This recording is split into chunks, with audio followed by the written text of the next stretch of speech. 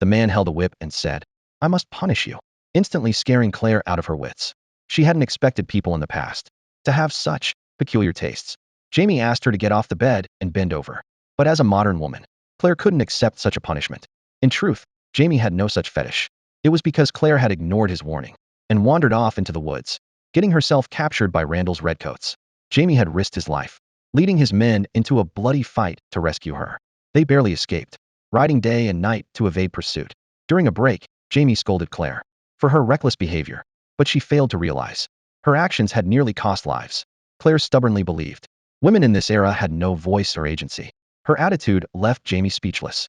Despite everything, Jamie's desperate rescue showed just how deeply he loved her.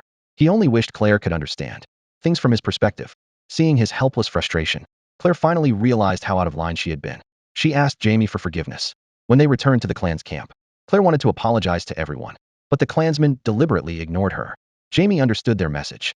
Later, he followed Claire to her room, because, according to clan law, she had to be punished to regain their acceptance. But the idea of a spanking was too humiliating for Claire.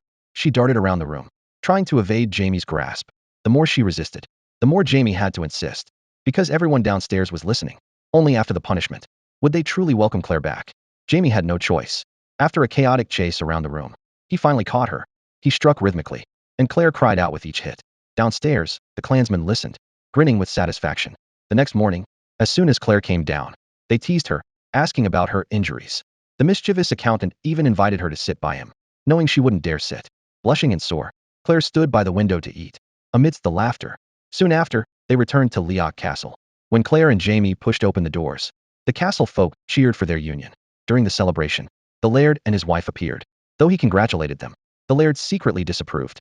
He had intended for Jamie to inherit the castle, but marrying an Englishwoman lost Jamie the support of the Scottish clansmen.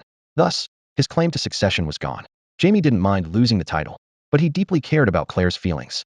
Unfortunately, Claire, still angry about the spanking, refused to let Jamie share her bed. Poor Jamie was kicked out. The next day, while Jamie was killing time by the river, a young girl, secretly infatuated with him, approached. She couldn't accept that Jamie had married. She lamented how a widow like Claire had stolen him away from her, and, in desperation, offered her own body to him. Despite her tempting figure, Jamie turned her down without hesitation, because he loved Claire too deeply. When he returned, he swore on his sacred sword never to punish Claire that way again. Only then did Claire forgive him. While tidying their room, Claire discovered a grass doll, made of straw and adorned with bones hidden under the bed.